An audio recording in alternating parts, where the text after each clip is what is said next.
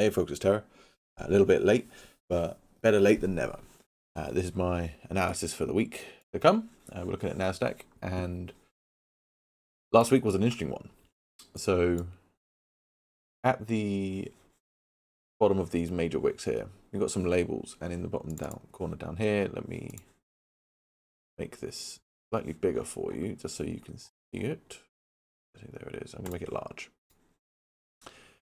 So in this bottom corner here, this is a work in progress indicator that I'm building TerraCycle theory, and it's built on cycle theory, as you can expect, which is 4-year cycle lows, which is built up of weekly cycles, which is approximately 6 months. And within the weekly cycles, there are daily cycles. And for S&P and the NASDAQ, as they're so closely correlated to each other, it's approximately 40 days. Moving on from that, you can see here this label.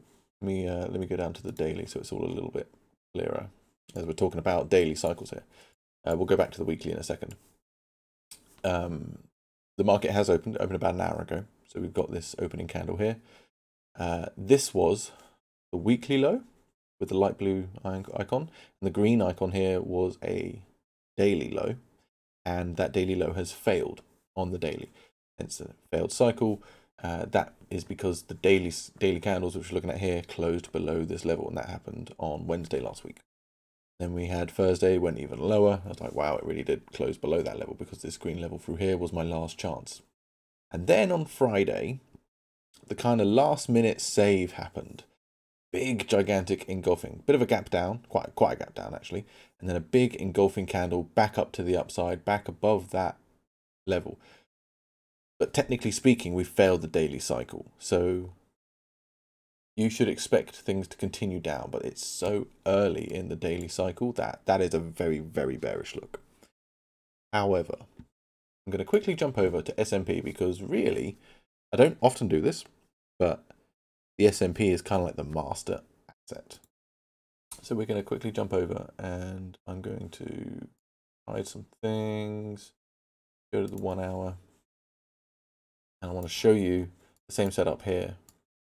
I want to go to the daily. Get rid of that, don't need.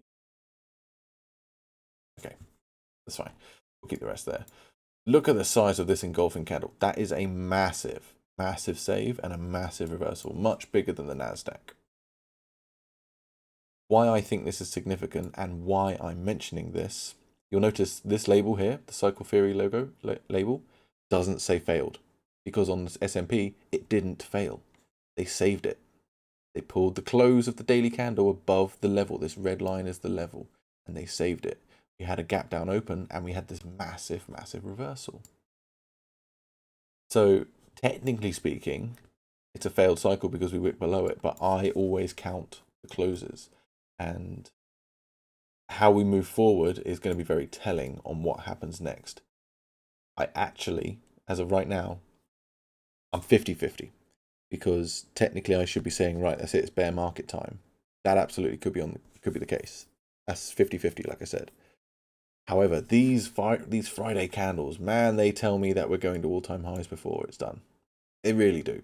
And it's a little bit speculative. So this is a coin flip kind of situation. I can't help but feel we've got one last run in it. That this was a fake out to the downside. This monstrous reversal on a Friday afternoon is setting us up for higher. Look, I mean, look at this bullish candle with this enormous weekly wick below it. I really do feel like we're going to all-time highs. Now, when I say that, is the NASDAQ going to do it? Because the NASDAQ's recovery was nowhere near as strong, and the NASDAQ is run by the tech stocks. And yeah, we are absolutely in the AI bubble right now. So the news around the AI, I've seen a lot more talk about how the AI bubble is unsustainable. All these AI companies are not profitable. They're never really going to be profitable with the way things are right now, which is all technically true. But the fact that it's being spoken about in the market, I think, is being used to justify this fake to the downside, this shakeout to get you to sell out of your positions before they go on to make this euphoric blow off top high. That being said, it's still 50-50. technically speaking, we failed the cycle low on the Nasdaq, but we haven't on S&P. And I think S&P is, in terms of like the hierarchy between these assets, yes, they're correlated, but the S&P is number one. It's the king. The Nasdaq follows, and the Dow Jones follows that. And also, Dow Jones, we'll quickly go there. That's not what I wanted to click on. 1 second. Dow Jones. YM. That's what I wanted to look at. Look at this on Friday last week. That is a monstrous, bullish, explosive move to the top side, above 50k for the first time ever in the Dow Jones's history. Is it a fake out to the upside? I don't know. So between these three major assets, you have the S&P staging a very, very bullish engulfing candle, which looks like it's going to make its run to all-time highs. You have the Nasdaq, which is second in line, staging a nice recovery, but not as strong in the tech stocks, which have been getting hit lately. But in a contrarian way, it still seems kind of bullish to me. And then you got the third of the three, Dow Jones, ripping to all-time highs, major significant 50k level. I don't know, maybe you can kind of see what I'm putting down here. I think there's more gas left in this. I think the market sentiment is enough to make me doubt that this is actually, that we're actually past the top now. What's happening with Bitcoin and the metals, I think they're totally different asset. Well, they are obviously totally different asset classes, but they don't come into this analysis just yet. I think whether Nasdaq makes new highs, I'm not really sure. We'll have to wait and see. But I think this coming week is ultimately going to tell what's going to happen. If we make new highs and if we start going higher and we hold the levels, that's it. One more push, one more drive down, and I think it's done. But still not quite shaken out of that bullish sentiment. I think that makes the market sentiment, man. It's that market sentiment. Too many people are bearish for this to be the beginning of a bear market. Way too many people are bearish, which means it's still bullish as far as I care. I never, ever want to be on the same side as the market, and the market is screaming bull. There are way too many bulls who are capitulating. There are way too many bears celebrating. Way too many. And you never get a true bear market when everyone's bearish. Ever. You never do it, because the whole point of the bear market is to shake out bullish people and get them out of their positions in a way that they lose money, and all the smart money who's buying up take on their positions at the time they want to. I'm not seeing it. None of that adds up. None of it lines up. The only thing that's making me think we might be there is, for one, we're very late in the 4-year cycles. We're about a year late almost. It's massively overstretched, but we're in the beginning of a 60-year commodities rotation. Equities are done, and we are rotating now into equities, and it's a 60-year cycle, the Kondratiev cycle. And it takes more than a couple of months to do that. This is going to be the word on the street when it comes to the financial markets for the next couple of years. So don't let the fact that we're late in the 4-year cycle kind of just tell you that the first dip you get is like, right, it's on bear market time. No, I don't think we're there yet. We should be, as according to the chart, but this coming week, I'm basically going to wait another week.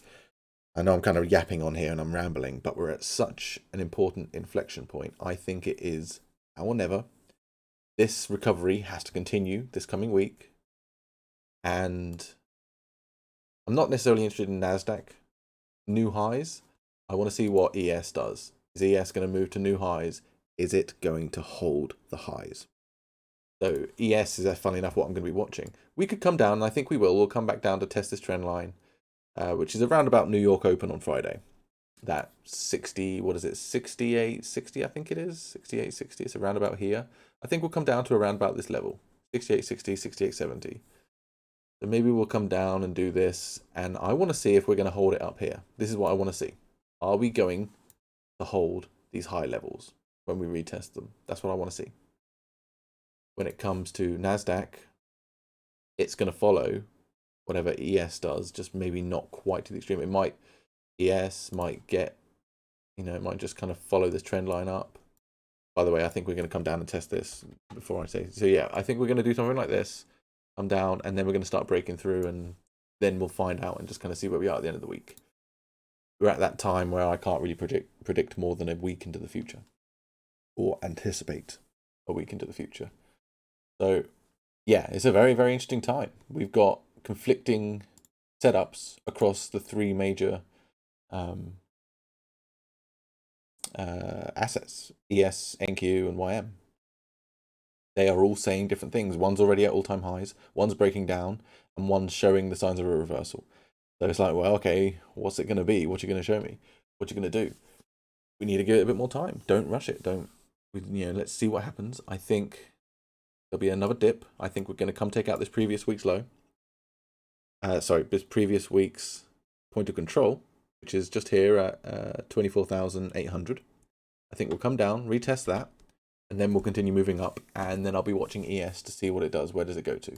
I still think if we manage to maintain we get up to these highs, we maintain them, my expectations of 4,200 to 4,500, which is just up here, anywhere in this region, this whole area for 2 years now is where I've been expecting the market to go to. And we're very, very close to it. Let me put it this way. Before the tariff tantrum, you know, back here, I was expecting something to pull down here when Trump had his, you know, all this stuff about the tariffs and whatnot. And those tariffs are very good for the market in the meantime. Never listen to what the markets are saying. Down here, I absolutely expected all-time highs. And it was down here that when we staged this reversal, that's when I kind of knew my expectations of this region was not set in stone, because nothing is, but I've held on to that level 2 years now, all the way since back here. And being this close, I think we're going to get there. I do. But we're going to have to wait and see, because if it chooses not to get there, I will be wrong. Simple as that. Having gotten all of this right, all the way up here, to then not quite make the level, that would be disappointing. I'll admit, I'll be like, oh, damn. But hey ho, we'll see what happens. So anyway, this is the region. I want to get up into here before we stage the mother of all reversals to the point where we will never see these highs again in the stock market. I'm going to say that again for you. Make sure you heard me. I don't think we will ever in our lifetimes see these highs again. I hope to be wrong on that. It's not a call that I want to be correct on, but I think the rotation is out of equities, and that equity rotation is 60 years long. It's going to go back far more towards commodities. And if you have physical gold and silver, you don't even think about selling yet. These dips and these crashes out, like, they're expected. It's probably a good thing that silver kind of just chops around for another month or two after this absolutely unsustainable off top.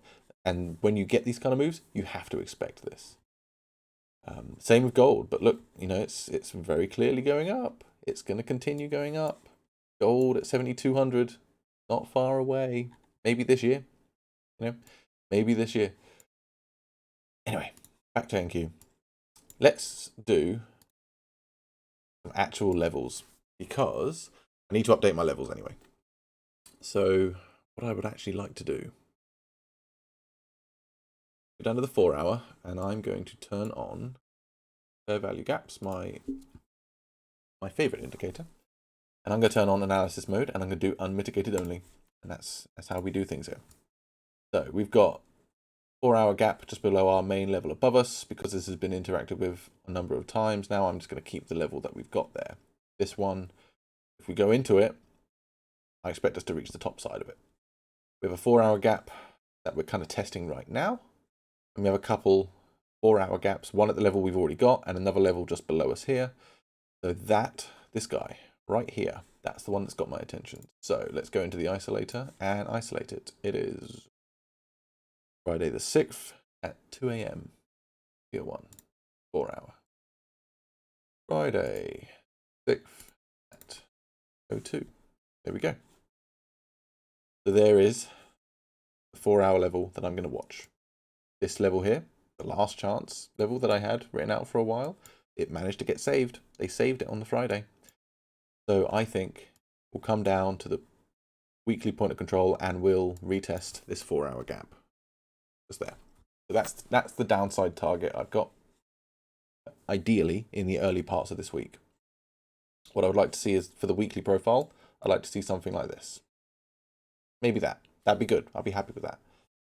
Like the W sort of move.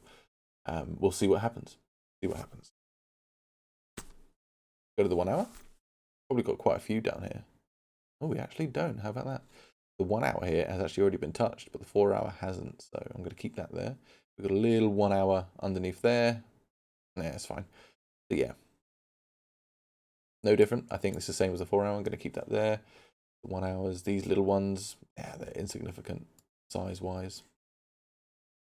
I mean, look at that. Absolute stellar reversal. Absolutely crazy. Yeah, okay, that's good for the 1 hour. And man, there's really not much more to it, is there? So we've got the level at the top, which we're going to keep in place. We've got our last chance, which we're going to keep there just for the time being because it's at that significant low.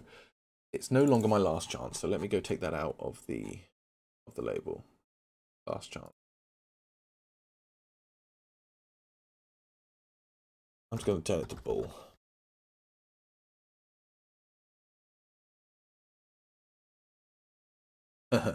You know what? Now that I've put it there, I'm just going to turn them off because I don't really know what to say. So I'm just going to. Okay. This is a 4 hour fair value gap, and that's the one we're going to keep hold of. Okay. I'm going to, on the 1 hour, turn this to mitigate highlight and just kind of have a look at what we're looking at. So yeah, we got a couple of, when we started breaking up on the 1 hour, we came back and retested all but this one.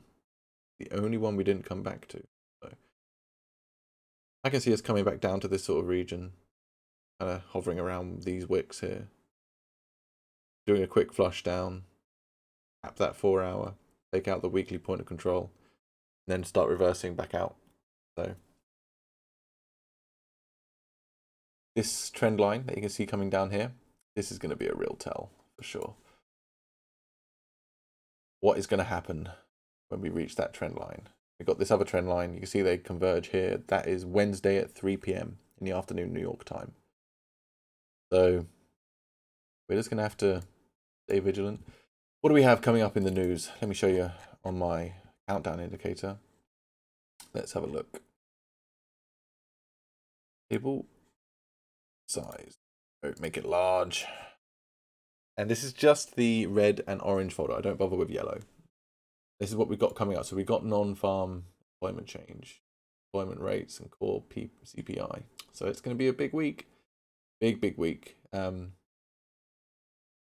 we have to stay on our toes this week. This week, I think, if my expectations are right, that we're not in the bull market yet. Sorry, fumble my words there. If my expectations are correct, that we're not yet in the bear market, we've got one last manipulation move higher. I think it's going to happen in the next couple of months. I think we're right on the brink in those final few weeks, couple of months at the very most, where we see these highs. We're already come lower than I expected us to do so. So that expectation is hanging on by a thread. So don't bet the farm on that at all. Size down your risk and be careful. I almost want to say prioritize sells when you get the setups, but don't be married to them. Yeah, I'm going to go around in circles if I keep yapping on like this from this point forward. So I'm gonna see how we go. You've got my analysis, you've got my levels. I think this 4 hour level below us next to our weekly point of control is a downside target, and I think up from there. If we start closing below, if we close below this 4 hour here, and we especially if we take out the previous week's low, yeah, okay, it might be over. It might just be over at some point. Even the bulls are going to capitulate. Be one of them. So until then, I'm going to leave you to it. Thanks for checking things out. and I'll see you in the future. If you like the look of any of these indicators, I built them all myself. They are all available down below, at least the ones that are finished. My cycle low indicator, it's still a bit hands-on. Like, I have to tell it where the cycle lows are because getting it to be automated is very tricky. But it's a work in progress, and it's working really well. It gives me a ton of information down here. I think what I'm going to do with this is actually put together a small how to use it course and treat it as a tool rather than an indicator that you follow. Everything else, like my live multi-time frame market structure analysis, does NQ and it does ES side by side, so you can see which ones are doing what. It does it in live time as well. If you've noticed these squares just kind of flicking on and off in color, that's because the markets have been getting updated to this in real time. Very, very cool indicator. I'm very proud of that one. My fair value gaps is available as well. It does 3 different time frames, which are default to the 4-hour, 15-minute, and the 1-minute. And you'll see the fair value gaps for each of those 3. Or you can use it as I've done today, which is analysis mode, where you can see just the untouched levels above and below us. See that blue border that just flicked on there? Flicked off? That's the pending border. That will tell you when a potentially bearish, in this example, a bearish fair value gap is potentially going to close bullish and invert. That's what the border's there to tell you. This red labeled one is a bearish fair value gap, pending a bullish flip right now to a bullish IFVG on the 1 hour. This border gives you a bit of a heads up. We still got 37 minutes for the current hourly candle close. But anyway, if you like the look of these indicators, you can find them in the link below. If WAP, which is where they are available, if WAP gives you issues, WAP messaged me over the weekend saying they're having issues with their TradingView integration. So if that happens, just message me. I can manually add you to the indicator. So just send me a message and I'll hook you up. And in the meantime, thanks very much. I'll see you guys later.